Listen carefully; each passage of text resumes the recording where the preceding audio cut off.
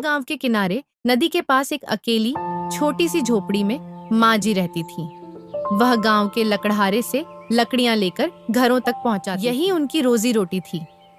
अरे आ गई अम्मा, आज कितनी लकड़ियां लेकर जाओगी? वो वाला गट्ठर दे दो। अरे पर उठा लोगी इसे? सिर में थोड़ा सा दर्द तो है, पर पेट भरने के लिए उठा लूंगी। जरा सर पे तो रखवा दे। सुन, इसके पैसे कल दे दूंगी। अब चलती हूँ। सुन जी, आप इस बुढ़िया से तुरंत ही पैसे ले लिया करो। ये रोज रोज आपको कल का कहकर बुद्धू बनाती है। कल सुबह 2 रुपए देकर कहेगी बाकी कल दे दूंगी। इसका कल कभी नहीं आता। ऊपर से और लकड़ियां उठाकर ले जाती है। अरे जाने दो, बेचारी बूढ़ी है, कोई नहीं है इसका। इस उम्र में भी देखो, बेचारी को घर घर जाकर लकड़ियां बेचनी पड़ती हैं। हाँ, तो इसमें हमारी क्या गलती है? अरे तो थोड़े पैसे ही तो कम देती है भाई, और फिर मेरा काम चल जाता है। बाकी लोग तो पूरे पैसे देते हैं ना। अरे तो फिर कोई बात नहीं। आप भी नहीं मानते? करो समाज सेवा, मुझे क्या। माँ जी ने गांव के एक घर में लकड़ी का ढेर नीचे रखा और घर की बहू को आवाज दी। बहरिया, अरे ओ बहरिया, कितनी लकड़ियां रखूं? चूल्हे के लिए 50 चाहिए, और आजकल रात को थोड़ी ठंड हो जाती है तो तापने के लिए भी लकड़ी चाहिए। अच्छा, तो मैं कल ज्यादा लकड़ी ले आऊंगी। आज सिर में थोड़ा दर्द था तो कम लाई हूँ। बाकी घरों में भी देनी है, वरना सब नाराज हो जाएंगे। ठीक है, आज चूल्हे के लिए जितना रोज देती हो रख दो, कल ज्यादा ले आना। हाँ, ये ठीक है। सुनो, अभी जाना नहीं, मैं अभी आती हूँ। ये लो, खा लो। अरे अम्मा, बासी नहीं है, एकदम ताजी है, अभी थोड़ी देर पहले ही बनाई है। मुझे रोटी दे रही हो? तुम्हारी सास गुस्सा करेगी। ना ना, वो घर पर ना है, अभी तक नहीं आई। अभी अभी कोई 14-15 दिन और लगेंगे उन्हें आने को। हाँ, सुन, या बाकी की लकड़ियां मेरे सर पर रखवा दे। तुम भूखे पेट लकड़ी सर पर उठाती हो ना, इसीलिए सर दुखता है। मेरे यहाँ एक रोटी रोज खा लिया करो, कोई हर्षा ना होगा। और जो तुम्हारी सास ने वापस आकर गुस्सा किया तो उन्हें मैं समझा दूंगी, वो कुछ ना बोलेंगी। भगवान तेरा भला करे। चल, सदा सुखी रह। अगले दिन माँ जी फिर लकड़हारे के पास आई। टीचा, आज बड़ा वाला गट्ठर दे दे। तुम्हारा ही माल है अम्मा, जो चाहे उठा लो। शाम को सर्दी होने लगी है तो लोगों को लकड़ी ज्यादा चाहिए। ये ले 2 रुपए, बाकी कल दे दूंगी। ठीक है ना? हिसाब में कोई गड़बड़ ना होनी चाहिए, समझे? हाँ हाँ अम्मा, हिसाब पूरा ठीक है। अच्छा, जरा ये तो बताओ कि गांव में सब तुमको बुढ़िया कहते हैं। तुम्हारा असल नाम क्या है? असल नाम मेरा? अरे मतलब जो तुम्हारे पिताजी ने रखा, वो वाला नाम। मीना। मीना नाम है मेरा, पर अब तो इस नाम को सुने एक अरसा हो गया। सब लोग बुढ़िया या अम्मा बोलते हैं, इसी की आदत हो गई है। पता नहीं चला मैं कब मीना से बुढ़िया हो गई। चल, अच्छा चलती हूँ मैं। माँ जी गांव के मुखिया के घर आईं, लकड़ी का ढेर रखकर आवाज दी। चंपा मुखियाइन, अरे ओ चंपा मुखियाइन, कितनी लकड़ियां रखूं? और आके जरा देख भी लो। लकड़ी एकदम सूखी है, वरना पीठ पीछे कहोगी बुढ़िया गीली लकड़ी रख के गई। अरे रुक जरा, चाय पी के आती हूँ। अरे ये कौन? लकड़ी वाली बुढ़िया है, जरा इसे अंदर तो भेजना। अजी, आपको इससे क्या काम पड़ गया? अरे भेजो तो। मैं लकड़ियां देखती हूँ, तू अंदर जा, मुखिया जी ने बुलाया है। मुखिया ने बुलाया है? कोई गलती हो गई क्या? अरे मुझे क्या पता, जाके खुद पूछ ले। अरे बुढ़िया, आओ आओ, कैसी हो तुम? जी बस आपकी कृपा है। अच्छा, तुम वहाँ गांव के बाहर नदी के पास वाले झोपड़े में रहती हो ना? हाँ मुखिया जी। अच्छा, तो वहाँ अकेले रहती हो? पास में कोई दूसरा झोपड़ा नहीं है? डर वर नहीं लगता तुम्हें? पहले तो लगता था, अब आदत हो गई है। अगले दिन अम्मा फिर से मुखिया के घर लकड़ी लेकर आती है। चंपा मुखिया, इन लकड़ी लाई हूँ। अरे उसे अंदर बुला लो। थोड़ा संभल कर बात करना। बुढ़िया अंदर आ, जरूरी बात करनी है तुझसे। मुखिया और चंपा खुसुर फुसुर करते हैं। माँ जी को देखकर चुप हो जाते हैं।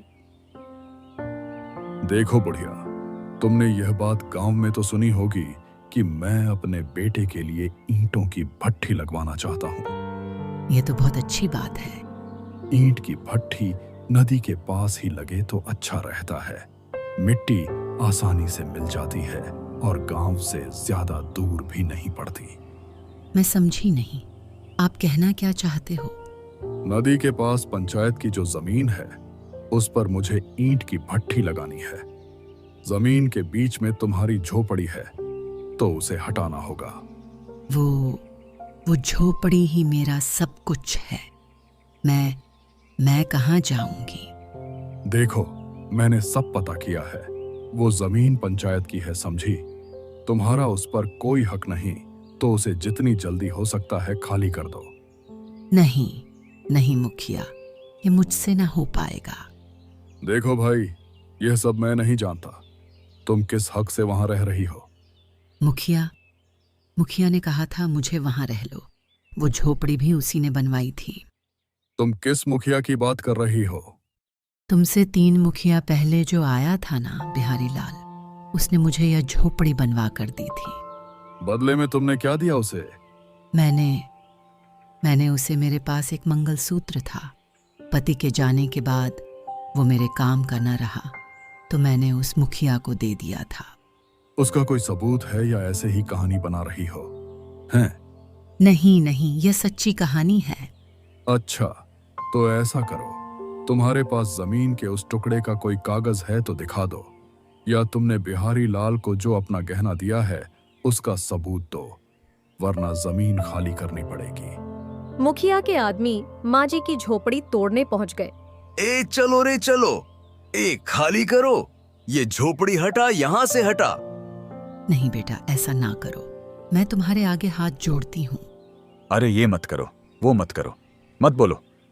मुझे जो कहा गया मैं वही कर रहा हूं, समझी? चलो तुम बाहर जाओ।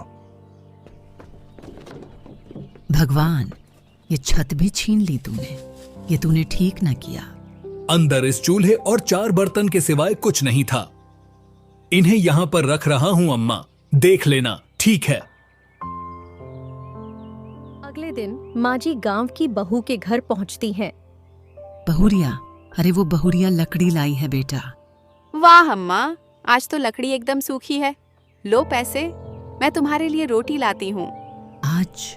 आज 2 रोटी मिल सकती हैं? बहुत भूख लगी है बिटिया, बस आज के लिए, कल नहीं मांगूंगी। नहीं, पेट भर गया। अभी पेट नहीं भरा है, तुम्हारे चेहरे से पता चल गया है। खाओगी नहीं तो काम कैसे करोगी? सिर दर्द करेगा फिर। अरे रे अम्मा, रो मत, मैंने कुछ गलत कह दिया हो तो माफ करना। ना बिटिया, कल रात से भूखी थी, तुमने पेट भर दिया। मतलब कल से तुमने खाना नहीं बनाया? तबीयत तो ठीक है? मुखिया ने मेरी झोपड़ी तुड़वा दी। बोलता है वो जमीन पंचायत की है। तुम्हारे पास उसका कोई कागज है तो दिखाओ, वरना जाओ, वहां वो ईंट की भट्टी लगाएगा। जमीन का कागज मैं कहाँ से लाऊं? वो पहले वाला मुखिया मेरा मंगलसूत्र भी खा गया, उसने कोई कागज न दिया था। अब तो कल रात तुम उस टूटे हुए बिना छत के झोपड़े में सोई थी। आज तो कमबख्त मुखिया के आदमी उसे पूरा तोड़ देंगे। समझ नहीं आ रहा बिटिया, अब क्या होगा? यहाँ से उठो अम्मा, जाओ मुखिया के पास। तुम इतने सालों से वहां रही हो, वो ऐसे कैसे झोपड़ी तोड़ देगा? जाओ, जब घी सीधी उंगली से ना निकले तो उंगली टेढ़ी कर लो, समझी? माँ जी मुखिया के पास गई। ऐसा मत करो, मैं अकेली बुढ़िया कहाँ जाऊंगी? देखो, मैंने तुम्हें पहले ही सब समझा दिया था, मैं कुछ नहीं कर सकता। जाओ यहाँ से। कहाँ जाऊं ये भी तो बता दो। जब तक मेरा इंतजाम नहीं करते, मैं यहीं तुम्हारे आंगन में पड़ी रहूंगी। सुनो, बेचारी गरीब बुढ़िया है, लकड़ी बेचकर अपना पेट पाल रही है। किराए पर इसके लिए रहना मुश्किल है, कुछ सोचो तो। ए सुनो सुनो अम्मा, मुझे मुखिया जी ने भेजा है, चलो मेरे साथ चलो। संतोष माँ जी को नदी किनारे टूटी झोपड़ी वाली जगह ले जाता है। देखो सामने की जमीन पे ईंट की भट्टी लगेगी, वहां जाना तो दूर, उसके आसपास भी भटकना मत, बता रहे हैं। मुखिया जी ने कहा है कि तुम यहां इतनी जमीन पर अपनी छोटी सी झोपड़ी बना लो। एक आदमी के लिए इतनी जगह बहुत है। अरे ये तुम्हारे टूटे हुए झोपड़े का घास फूस है, काम आएगा, ले लो। माँ जी वहीं बैठकर रोने लगी। रात हो गई, वो वहीं रोते हुए सो गई। सुबह लकड़हारा और उसकी पत्नी वहां से गुजर रहे थे। अरे वो कोई औरत ऐसे खुले में सोई पड़ी है। अरे अम्मा, अम्मा तुम यहाँ इस हाल में? अम्मा पूरी बात बताती हैं। मुखिया ने तुम्हारी गरीबी पर तरस खाकर ये जगह दी है। कोई बात नहीं अम्मा, रहना ही तो है, झोपड़ी यहां बन जाएगी। अम्मा, तुमने तो रो रो कर आंखें सुझा ली अपनी। जगह मिल गई है ना, अब चिंता मत करो, ऊपर वाले के यहाँ अंधेर नहीं है। चलो पहले झोपड़ी ही बनाएंगे, मैं जंगल से थोड़ी लकड़ी काट कर लाता हूं। तब तक तुम दोनों जो कुछ पड़ा है उससे काम शुरू करो।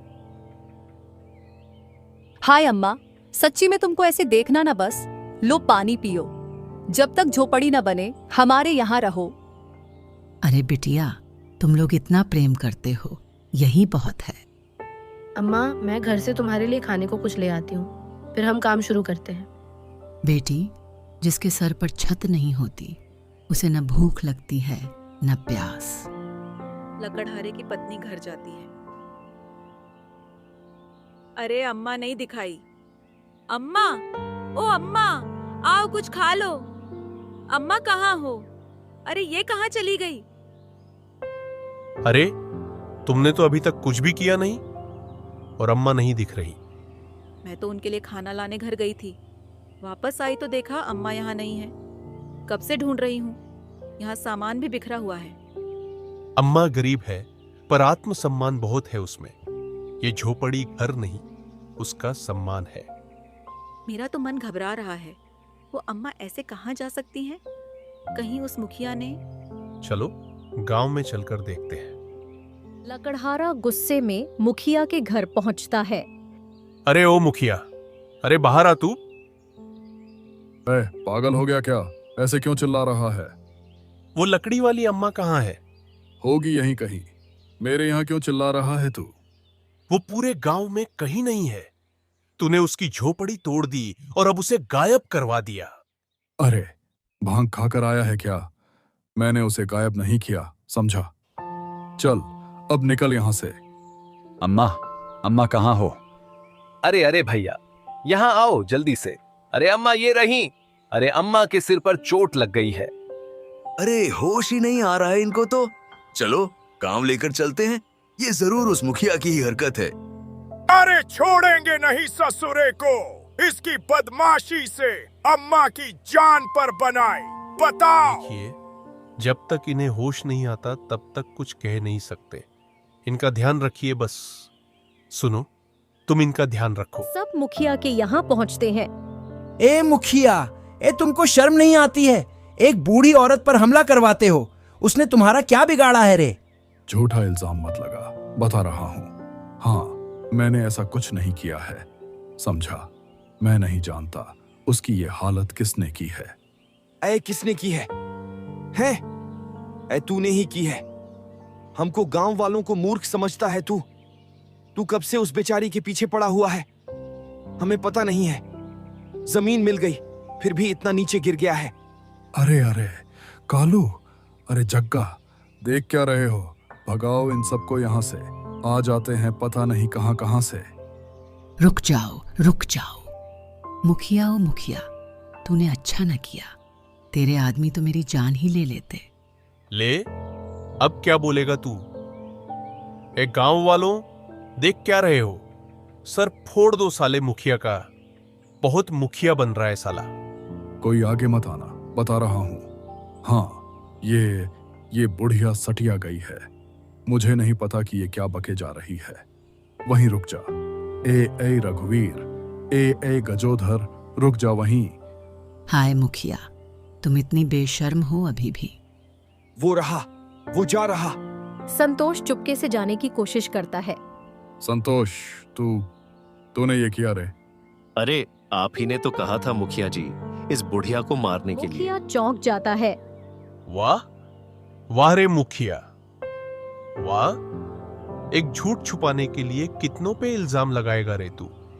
अरे, मुझे अगर इसे नुकसान पहुंचाना होता तो मैं कब का ये काम कर चुका होता। समझे, मेरे सीने में भी इंसान का दिल है। मुझे जमीन से मतलब था, वो मुझे मिल गई। इस कमजोर बुढ़िया को मार के मुझे नरक नहीं जाना, समझा? तो फिर इसने अम्मा का ये हाल क्यों किया? ऐ संतोष, ऐ सच बोल, एकदम सच बोलना, नहीं तो आज तेरी खोपड़ी तोड़ देंगे, बता रहे हैं। मैं बहुत डर गया था। सच कहूं तो उस वक्त मेरे हाथ पांव कांप रहे थे। मुखिया जी ने मुझे ईंटें लाने के लिए पैसे दिए थे, लेकिन मैं वही पैसे कल शराब में उड़ा बैठा। सुबह जब काम शुरू नहीं हुआ तो मुझे लगा आज तो मेरी इज्जत मिट्टी में मिल जाएगी। मुखिया जी बहुत बेइज्जत करते, गुस्सा अलग। मैं इधर उधर सोच ही रहा था कि अचानक याद आया, उस बुढ़िया की झोपड़ी, हाँ, वहीं से ईंटें निकली थीं। मैंने सोचा वही एक रास्ता है। मैं वहां पहुंचा ही था कि मां जी चिल्लाई, अरे ओ, मेरी ईंटें कहां ले जा रहा है? वो रास्ते में खड़ी हो गई, बोली कि नहीं जाने देंगी। मैं घबरा गया और गुस्से में बोल पड़ा, मुखिया जी का हुक्म है, हट जा यहां से। लेकिन वो नहीं हटी, अपनी टूटी झोपड़ी का हवाला देने लगी। मेरा हाथ पकड़ लिया। बस उसी पल मैंने उन्हें धक्का दे दिया। वो ईंटों पर गिर पड़ी। जब मैंने खून देखा तो मेरी सांस रुक गई। मैं सच में डर गया था। मैंने खून पर मिट्टी डाल दी, जैसे सब छुप जाएगा। फिर मैंने उन्हें उठाया और जंगल में पेड़ के पीछे छोड़ आया। मुझे समझ ही नहीं आ रहा था कि मैं क्या कर रहा हूं। मुखिया जी ने तो सिर्फ इतना कहा था, बुढ़िया को कोई नुकसान मत पहुंचाना, बस कारखाने का काम देखना। मैंने जानबूझकर कुछ नहीं किया, मैं तो बस डर गया था। क्या? अरे संतोष, अरे निकम्मे, मैं तुझे छोड़ूंगा नहीं। आज तेरी वजह से मैं फंस गया। मैं जो भी करता हूँ डंके की चोट पर करता हूँ, औरतों पर तेरी तरह वार नहीं करता रे। वाह रे, झोपड़ी की जमीन तो हड़प गया। गांव वालों को सच्चाई पता चल गई थी। अम्मा, अब तुम वहां नहीं रहोगी। मैं तुम्हारे बेटे जैसा ही हूं। तुम हमारे साथ हमारे घर में रहोगी तो तुम्हें एक बेटा मिल जाएगा और मुझे भी मां मिल जाएगी। चलो अम्मा। मुखिया को उसके कर्मों की सजा मिली और संतोष को गांव वालों ने सबक सिखाया। माँ जी को उसकी मेहनत और सादगी का फल मिला। उन्हें एक बेटा और घर मिला, जहां वह बाकी जिंदगी मीना नहीं बल्कि माँ जी बनकर सम्मान के साथ जी सकीं।